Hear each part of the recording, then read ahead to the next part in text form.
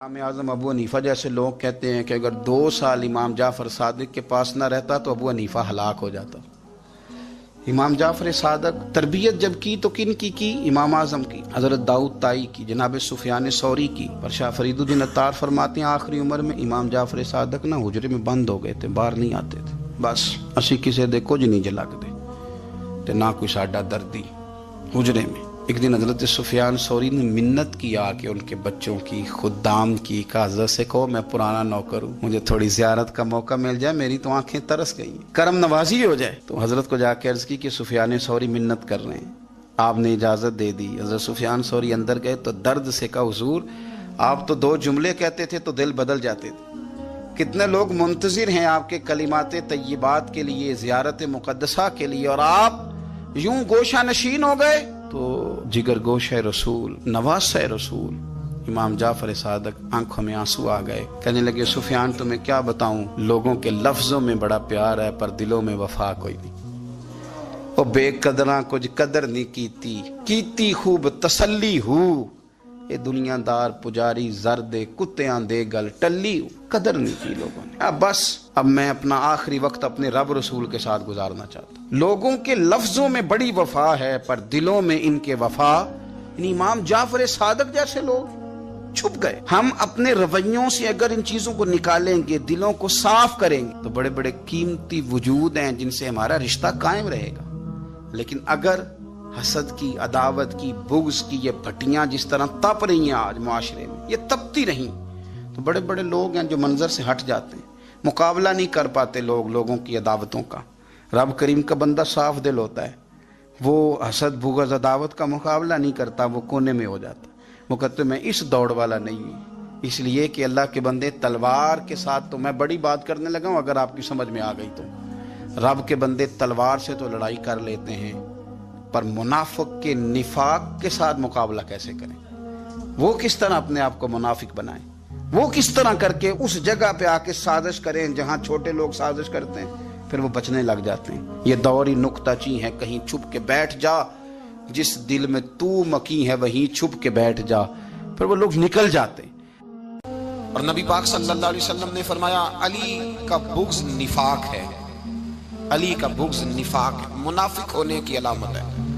और फरमाया अली का प्यार ईमान है। अली का बुग़्ज़ कितनी बड़ी बात है, अली का बुग़्ज़ निफाक है और अली की मोहब्बत ईमान है।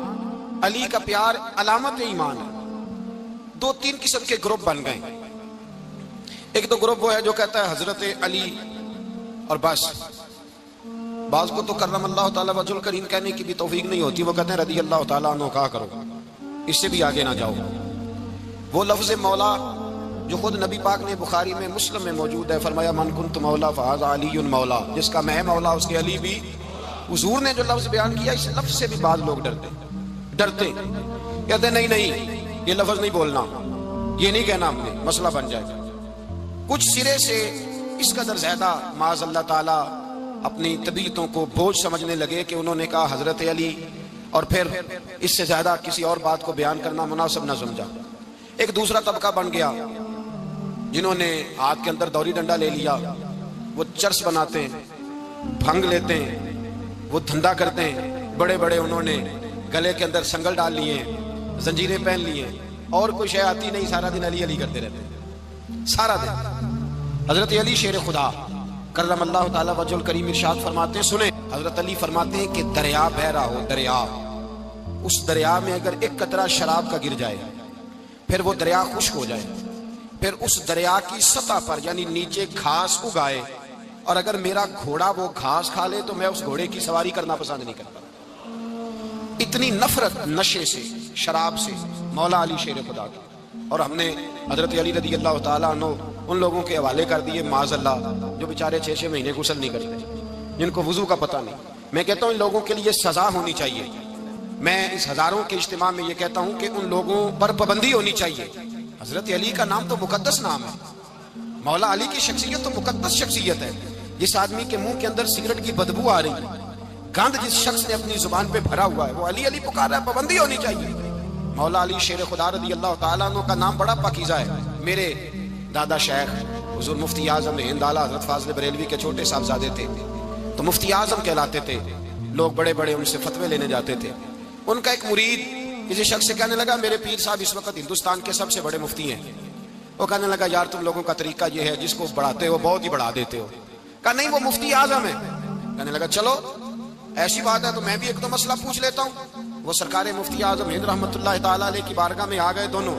وہ تنقید کرنے والا آیا اور آگے کہنے لگا کہ آپ مفتی اعظم ہے تو آپ کا یہ مرید مجھے لایا ہے سوال پوچھنا تھا. پوچھو.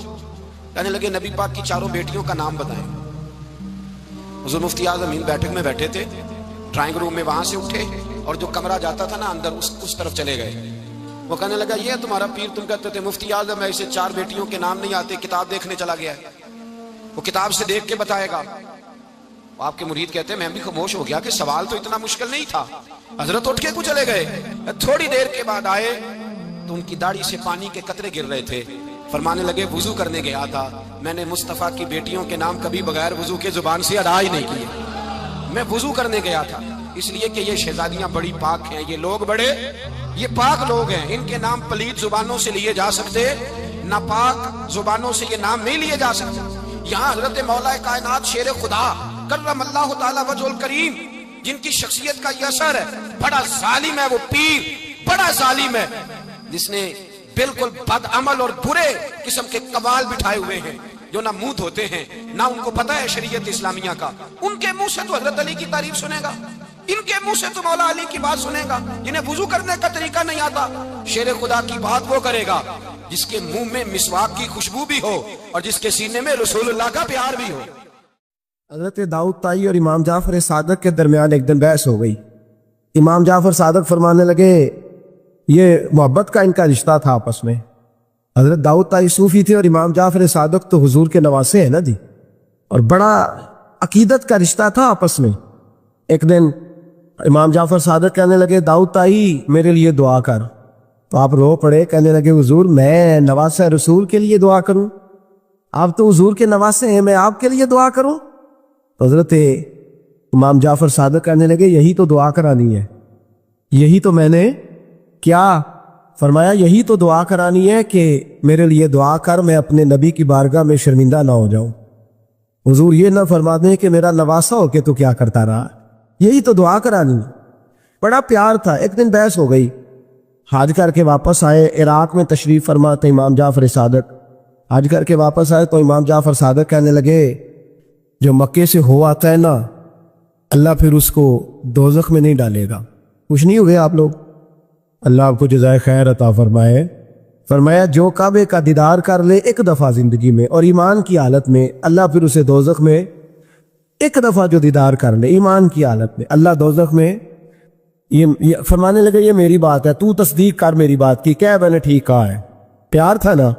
تو کہنے لگے داؤد طائی تو کہہ میں نے ٹھیک کہا ہے. کہنے لگے جی آپ نے فتوی پورا نہیں دیا تو میں کیسے تصدیق کر دوں؟ آپ نے پورا فتویٰ پوری بات کرے تو تصدیق کرا لیں. پوری بات کیا ہے؟ فرمانے لگے جو خانہ کعبہ بیت اللہ کا دیدار کر لے اللہ دوزخ میں نہیں ڈالے گا, اور جو مدینے سے ہو آئے اللہ اسے جنت میں ضرور داخل فرمائے گا. صلی اللہ ہو. تو آپ فرمانے لگے داؤد طائی میں نے تو مسئلہ بیان کیا اس لیے کہ جس نے ایمان کی حالت سے کعبہ دیکھ لیا تو اس کا اللہ پہ ایمان پختہ ہے, اور من قال لا الہ الا اللہ داخل الجنہ. اور تو نے یہ جو کہا نا ضرور جنت میں داخل کرے گا مدینے دیکھنے والے کو, تو بھی دلیل پیش کر. مکہ کا ایمان کے ساتھ دیکھنے والا تو میں نے حدیث پیش کر دی, تو دلیل دے.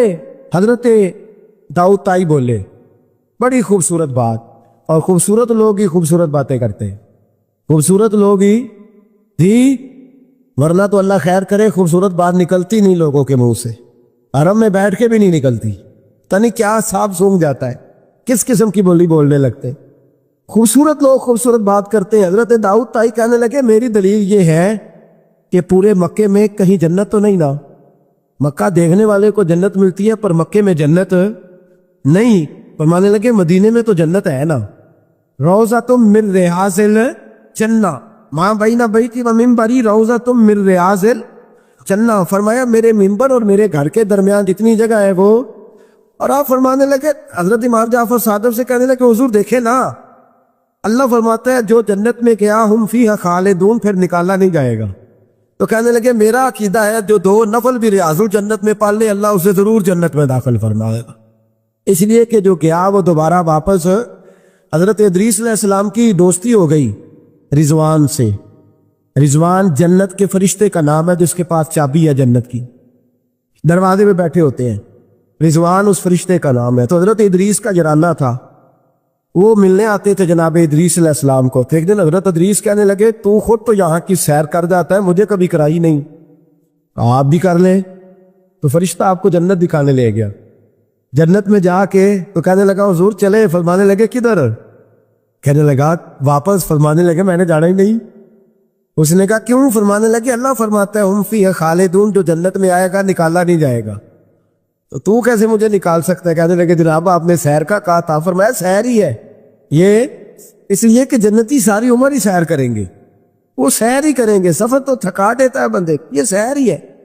اب وہ فرشتے پریشان ہوئے تو رب کریم نے فرمایا وہ فرشتے تیرا اور اس کا جرانہ بھی میں نے لگوایا تھا، اور اس کو جنت کی سیر پر آنے کی خواہش بھی میں نے ہی پیدا کی تھی، اور تو کون ہوتا ہے میری بغیر اجازت دروازہ کھول سکے؟ بلوایا بھی میں نے ہی تھا، اور یہ جو میں نے کہا نا آٹھ جا، یہ توفیق بھی میری ہوئی ہے، میری طلب بھی تو تیرے کرم کا صدقہ ہے، یہ پاؤں اٹھتے نہیں بلکہ یہ اٹھائے جاتے ہیں۔ تو جب بلا لیا ہے جنت میں داخل کرا لیا ہے، اور جنت بھی وہ والی جس کو میرے رسول پاک کے قدموں نے جنت بنایا ہے، وہ جنت جس کو ریاض الجنہ کا لفظ دیا ہے، حضور نے جنت جس کو بنایا ہے وہاں تک پہنچ جائے۔ یہ ہے ارض جنت، یہ طیبہ کی زمین ہے ارض جنت، پر زمین کس کی ہے؟ کیسا عجیب معاملہ ہے، یہ ہے ارض جنت، یہ طیبہ کی زمین ہے، جنت بھی یہیں، کیونکہ مال کے جنت بھی یہیں ہے، جنت بھی یہیں، مال کے جنت بھی یہیں، جنت بھی یہیں تو مال کے جنت بھی۔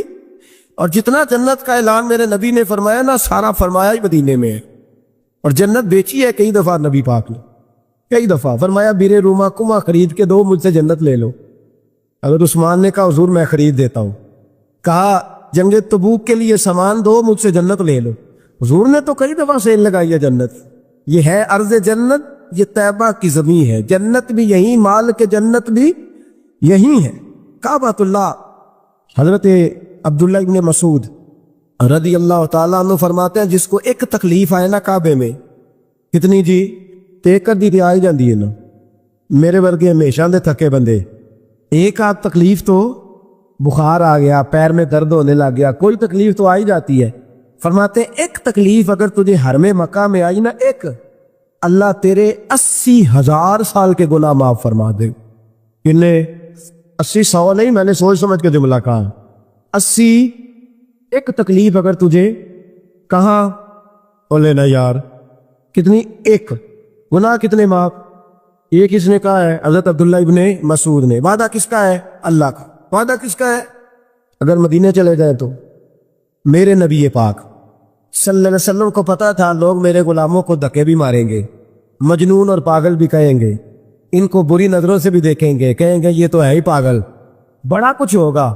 واہ محبوب تیرے انداز میزبانی پہ قربان جائے، کیسا بندوبست فرمایا، کیا انداز اختیار فرمایا۔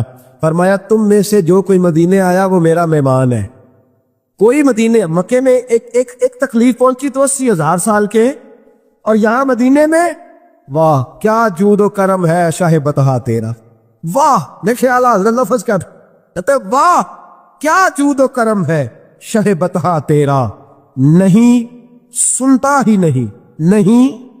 دیکھیں ترکیب اعلیٰ حضرت کی، ایسے جملے درد ہو تو نکل، نہیں سنتا ہی نہیں مانگنے والا تیرا، اور کہتے ہیں تیرے قدموں میں رہوں غیر کی ٹھوکر پہ نہ ڈال، جھڑکیاں کھاؤں کہاں چھوڑ کے صدقہ تیرا، اور تیرے قدموں میں جو ہے غیر کا منہ کیا دیکھے، پھر کون نظروں پہ چڑھے دیکھ کے طلبہ تیرا، دیکھ کے جلوہ نہیں۔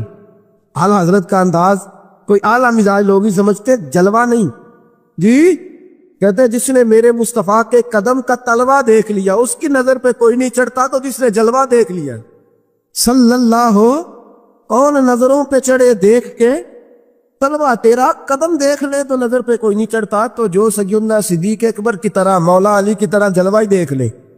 اب میری نگاہوں میں जचता नहीं कोई जैसे मेरे महबूब हैं मेरे रसूल करीम सल्लल्लाहु अलैहि वसल्लम ने फरमाया, जो हरम मदीना में आए और उसे कोई तकलीफ पहुंचे, उस पर कोई आजमाइश आए, उसे परेशान किया जाए, उसे यहाँ कोई दुख पहुंचे, तो मेरे हबीब ने फरमाया वो मेरा मेहमान है, वो सब्र करे।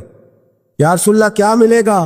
फरमाया तुम मदीने की तकलीफों पे सब्र करना, मैं कयामत के दिन अल्लाह की बारगाह में तुम्हारी सिफारिश करूंगा, मैं रब की बारगाह में तुम्हारी सिफारिश करूंगा। मक्का मुकरमा में तकलीफ पहुंची तो गुनाह माफ है, और यहां तकलीफ पहुंची तो हुजूर की सिफारिश। और फिर देखिए नेकी का अंदाज देखिए, मक्का मुकरमा में कोई एक नेकी करे तो 1 लाख का सवाब है, एक नमाज पढ़ो तो कितने का? हमने कभी सोचा भी नहीं होगा कि लाख नफल पढ़ेंगे। एक तवाफ करो तो कितने तवाफ का सवाब? एक बार एक दफा सुभान अल्लाह पढ़ो तो कितनी का सवाब हुआ? 1 लाख का सवाब। और अगर कोई हज करने जाए तो सवाब डबल हो जाता है।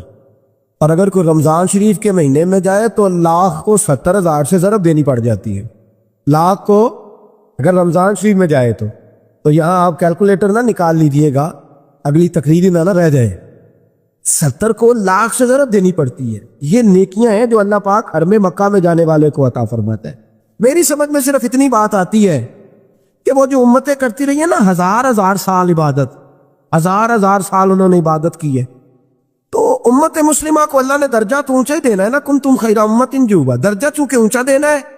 अल्लाह पाक ने ये बहाने बना दिए, शब कदर है, शब बरात है, ये अल्लाह पाक ने बहाने बना दिए, मालिक करीम ने ये बहाने बनाए हैं। फरमाया तुम भी शब बरात में, शब कदर में मस्जिद आ जाओ, या अल्लाह तुम्हें मौका दे तो हरम मक्का और मदीना आ जाओ, मैं तुम्हारी एक एक नेकी पर इतना ज्यादा सवाब दूंगा कि तुम पिछली उम्मतों से आगे निकल जाओ।